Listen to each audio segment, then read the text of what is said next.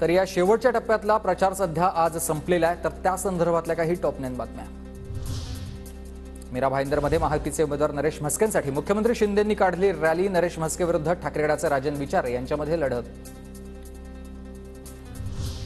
शेवटच्या टप्प्यातील प्रचारासाठी उद्धव ठाकरे देखील मैदानात। अमोल कीर्तीकरांच्या प्रचारासाठी उद्धव ठाकरे यांची बाईक रॅली। ठाकरेंकडून जोरदार प्रचार। ईशान्य मुंबईचे महायुतीचे उमेदवार मिहिर कोटेचा यांच्या प्रचारासाठी राज ठाकरेंची भांडूपमध्ये झाली प्रचार रॅली। तर कोटेचांना जास्तीत जास्त मतदान करा, राज ठाकरेंचं आवाहन। दक्षिण मध्य मुंबईत नायगाव परिसरामध्ये अनिल देसाई यांची प्रचार रॅली। तर राहुल शेवाळे यांनी चेंबूर नाका परिसरात केला जोरदार प्रचार।